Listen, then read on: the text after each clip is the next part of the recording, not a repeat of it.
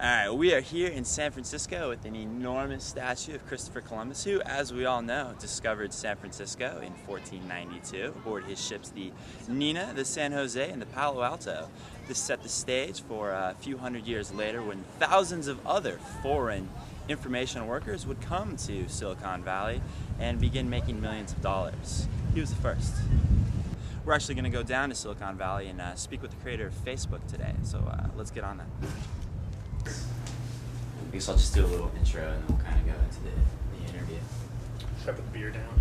No, actually I'm going to mention the beer. Hard at work.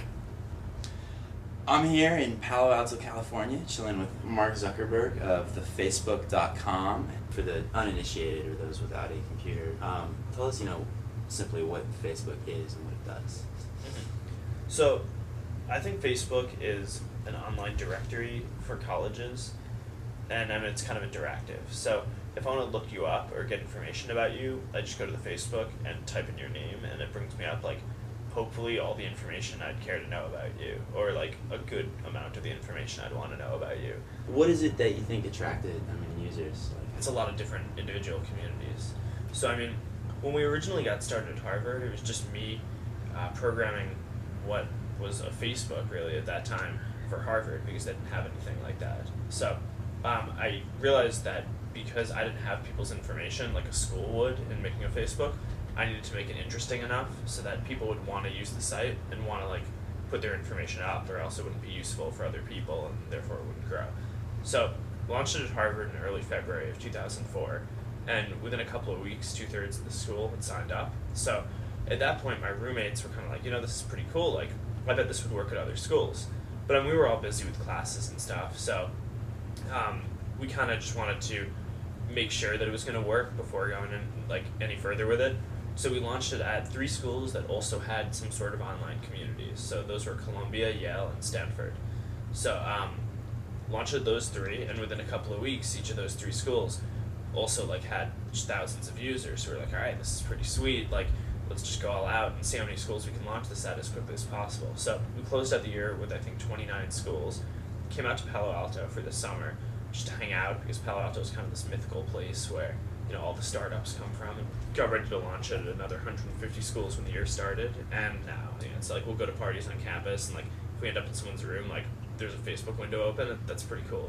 We're one of my roommates was traveling around Europe a couple of weeks ago, and he went to internet cafes in London and Ireland and Italy, and when he went to Facebook just to check out whether it was whether we're still working the way it was supposed to, he'd go to the login page, and it would have someone else's login there saved from the last time someone had been on it. And I think in London he was 2 of the people in the internet cafe were on the Facebook at the time. Another thing we were talking it sort of inspires people to actually meet out in public.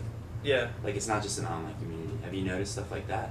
Yeah, I think that the goal that we went into it with wasn't to make an online community, but sort of a mirror for the real community that existed in real life.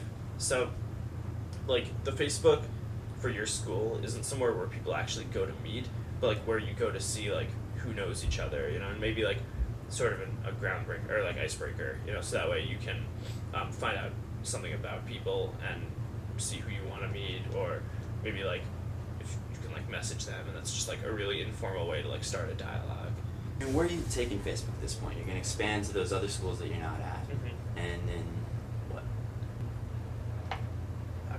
There doesn't necessarily have to be more. A lot of people are focused on taking over the world or doing the biggest thing, getting the most users, and I think part of making a difference and doing something cool is focusing intensely. There was a level of service that we could provide when we were just at Harvard that we can't provide for all of the colleges, and there's a level of service that we can provide when we're a college network that we wouldn't be able to provide if we went to other types of things. So, I really just want to see everyone focus on college and create a really cool college directory product that just is very relevant for students and has a lot of information that people care about when they're in college. So I don't know what that is, and it's not everything that's on the Facebook now.